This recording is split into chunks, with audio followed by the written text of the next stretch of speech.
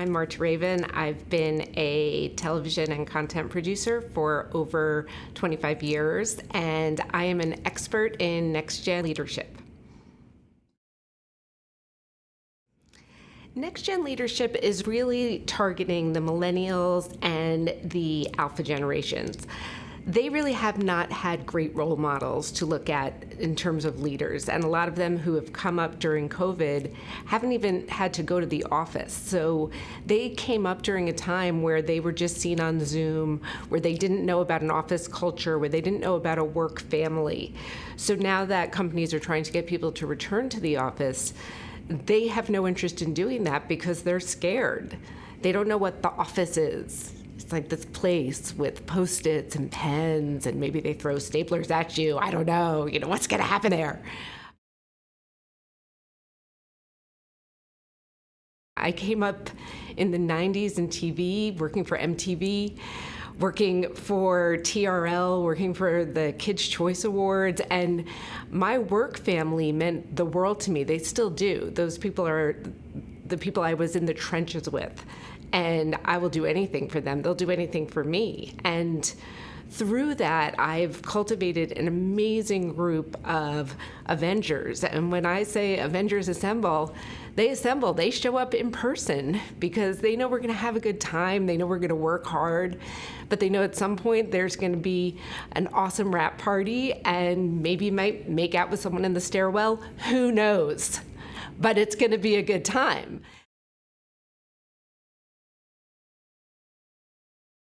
So I think our younger leaders, they're so afraid. They've been brought up in this fear-based culture. They don't understand that a work environment can be a great place. That's where you can meet some of your closest friends. You can have relationships there. And it's a break from your home life. I think that during COVID, we all got so used to home and work being melded together, and it became just scary to leave home.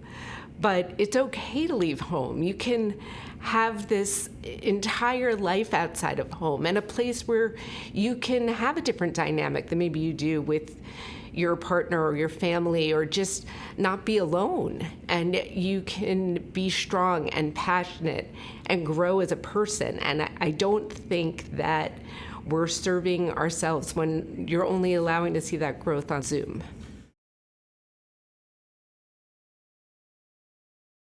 I've become a mentor to so many young people, and I started noticing a pattern. And it's not that, oh, I'm such a great mentor. It's that I was a leader who encouraged them. I never let anyone feel scared. I never bullied anybody. I never fostered an environment where people were afraid to screw up. And I wanted to really figure out, okay, what I'm doing just naturally by not being an asshole seems to be something that could be useful to other people. When I was first starting out, I had a bully for a boss, and he would walk down the hallways with a baseball bat, and just very intimidating, just hammering this bat into his hand. And he'd come by my office and check on how a project was going, and I'd give him the update, and he'd say, "Don't fuck it up, Marta, don't fuck it up." And we were talking about the MTV Beach House. We were talking about Ludacris driving onto the stage in a dune buggy. And the pressure around that was so intense. And this was not brain surgery. It was not about worrying if I was going to drop a TikTok into someone's frontal cortex while an operation was going on. We were talking about rappers coming up on stage and playing some ridiculous game. I swore that when I was in a position of power that I would never be a bully type of boss. That television and making content is supposed to be fun. That's why we all got into it, because it's fun.